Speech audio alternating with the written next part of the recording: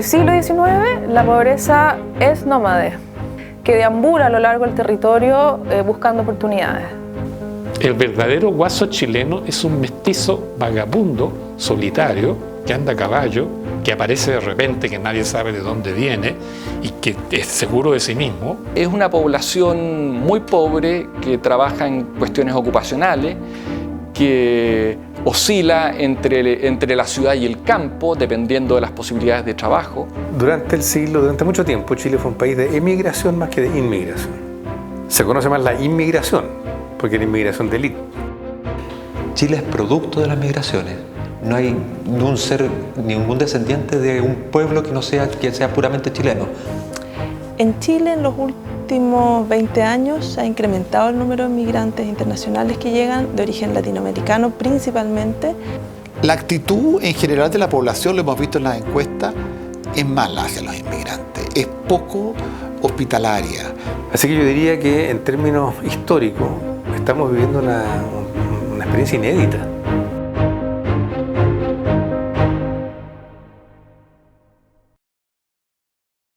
En el siglo XIX, la pobreza es nómade. Insisto que el concepto de pobreza en este periodo tiene que ver con el trabajo físico, o sea, la falta de trabajo físico.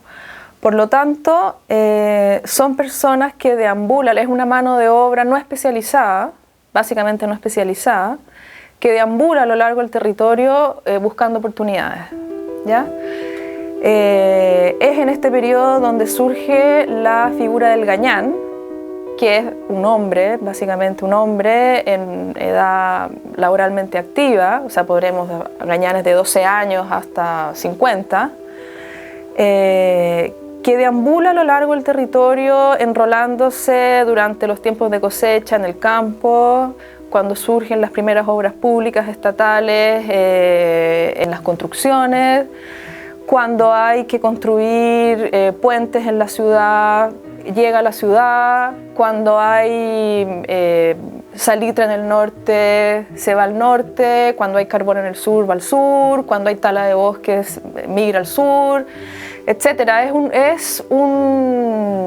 Trabaja jornal, es decir, trabaja a día, por trato, y por lo tanto es un tipo de sociedad laboral muy activa en términos de movilizarse.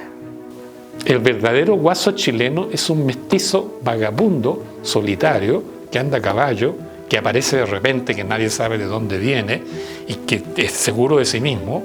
Este es el guaso, este es el verdadero guaso. Pero ¿qué pasó ya en el siglo XVIII-XIX? La propiedad privada se fue extendiendo más y más, ¿no? Las mismas haciendas crecieron, después conquistaron la Araucanía con el ejército, con los bancos, con los ferrocarriles, etc. Aplastaron a los mapuches, la propiedad se extendió a punta cabo, el ganado se fue acabando, pues se lo fueron comiendo, lo fueron matando, lo vendiendo, y ya no fue posible vagabundear a caballo. Entonces el roto quedó a pie. Ahí aparece la palabra ya, el guaso da paso al roto. Porque el roto camina, el guaso era el vagabundo a pie. Y el roto entonces, ¿qué hace? Se va al norte y descubre las minas del norte chico y las trabaja él, le aparece el piquinero, ¿no es cierto? O se va a la chimba y levanta un taller artesanal y se convierte en artesano, ¿no es cierto? O, en definitiva, se va por los cerros, por ahí donde no llega nada, y se mete en las rinconadas, en la parte mala de la cordillera de la costa, las tierras rojas, y ahí aparece el labrador independiente, que se toma las tierras, o qué sé yo, se las apropia, da lo mismo. Y aparecen los labradores independientes, todos dispersos, no forman pueblos, ¿no?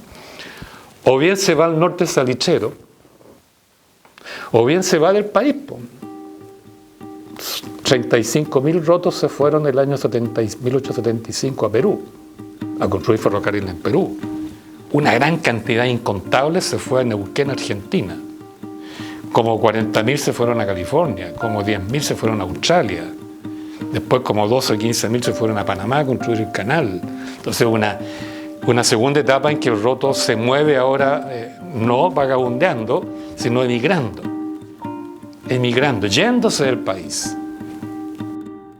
Bueno, Santiago, primera mitad del siglo XIX, es una ciudad donde está esta élite que es muy reducida en términos de números, muy endogámica, son familias relacionadas entre sí mismas, que se casan entre sí mismas.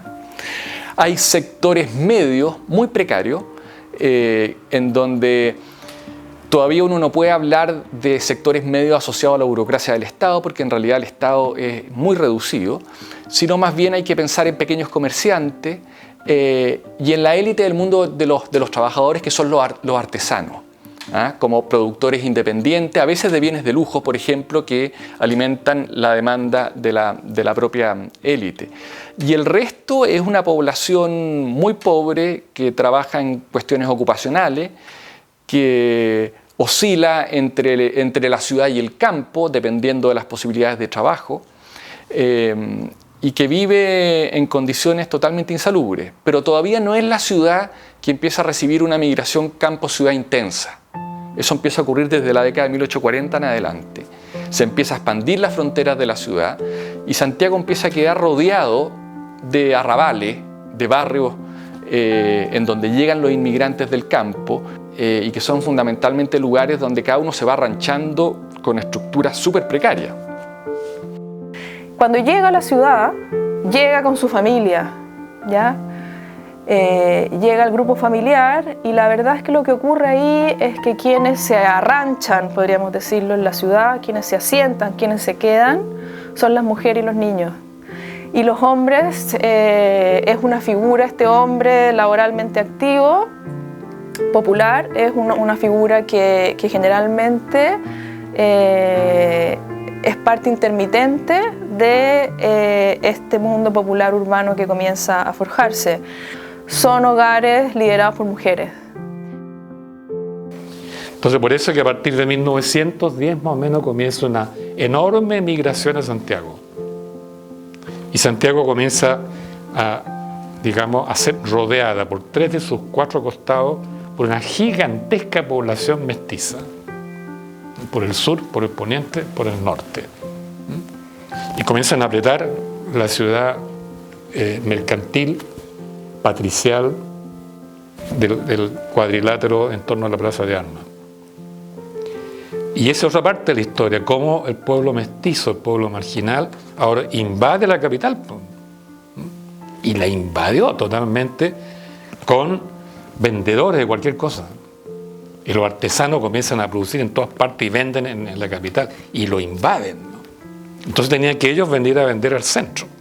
Y mandaban sus mujeres y sus cabros chicos, y las mujeres llegaban al centro, ponían un tendal de cualquier cosa, llevaban su brasero para cocinar, cabros chicos por todos lados, vamos vendiendo, echando humo, chisporroteo, llegaban los hombres jóvenes a coquetear con las mujeres, pelea entre cabros chicos, un griterío, y le echaron a perder toda la ciudad culta.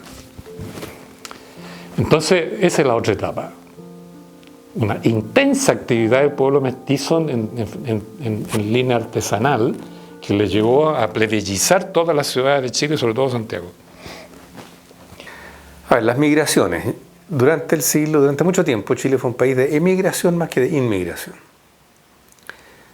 Se conoce más la inmigración, porque era inmigración de élite. Los colonos alemanes, los italianos que llegan a desenvolverse en el comercio detallista, en fin, pero eran grupos muy pequeños. O sea, Chile nunca fue como Argentina o Brasil, que fueron países de atracción masiva de inmigrantes europeos en el siglo XIX.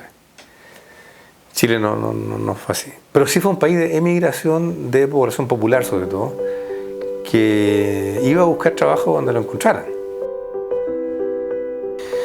Bueno, eso se mantiene, yo diría, hasta la época de la dictadura. O sea, Chile sigue siendo un país de emigración más que de inmigración. Cambia esto, yo diría, en los 90 y mucho más en los 2000. En Chile, en los últimos 20 años, se ha incrementado el número de migrantes internacionales que llegan de origen latinoamericano principalmente. Y ahí lo que observamos es que, en el caso de Chile, Chile también tiene una historia de migración para atrás que hay que reconocer y tomar en consideración. Y eso nos permite ver cuáles son los cambios también dentro de Chile en términos de movimientos migratorios. A lo largo de la historia, lo que observamos es que había una migración primero promovida por el Estado, una migración de origen europeo, ¿no es cierto?, que fue promovida con políticas muy concretas de atracción de migrantes europeos. Se fueron a buscar a migrantes europeos, alemanes, italianos, españoles, principalmente para una política de población en el sur del país, en una lógica muy positivista, en una lógica muy de constitución del Estado-Nación chileno, una política más muy racista, de pensar que la migración europea era una migración, o los europeos, por el hecho de ser europeos, iban a traer el progreso, el desarrollo y la modernidad, porque los problemas de Chile y de América Latina eran, ¿cierto?, por la raza indígena, ¿no? Entonces, en ese contexto, digo, una política racista en ese sentido, se privilegió entonces la migración europea. Pero en paralelo fueron llegando siempre llegaron población y personas que venían del norte, o sea, los países del norte, Perú, Bolivia, ¿no es cierto?, que se asentaron en esta unidad cultural que es el territorio andino, digamos, del norte, y también en el sur con la población argentina. En la historia de Chile ha habido leyes migratorias que han ido cambiando, ¿no? Y si uno revisa esas leyes migratorias, uno puede identificar claramente cómo el Estado ha usado la migración para ir construyendo esta idea de nación. ¿Qué es lo que viene hacia el futuro? ¿Qué es lo que podemos esperar para los próximos años en Chile? Primero podemos esperar, y todos los datos indican que va a haber cada vez más población migrante, en número y en porcentaje. Esto no se va a detener, no va a ser una invasión, pero va a ser poco a poco, cada vez año va a ir creciendo la población migrante. Segundo, que esta población migrante va a ser cada vez más diversa. Y diversidad no solo de naciones latinoamericanas, están empezando a llegar de otros continentes. Vuelven a llegar europeos, españoles, italianos, pero también están llegando asiáticos y africanos. Pequeños grupos, pero uno sabe que estos grupos son flujos globales que se están moviendo. Ya no van al norte, a los países del norte, sino que están yendo hacia los países del sur o hacia ciertas zonas de desarrollo. Chile fue, durante el siglo pasado y el siglo XIX, un tránsito habitual de distintos grupos, países, corrientes migratorias. Chile es producto de las migraciones. No hay ningún descendiente de un pueblo que sea puramente chileno.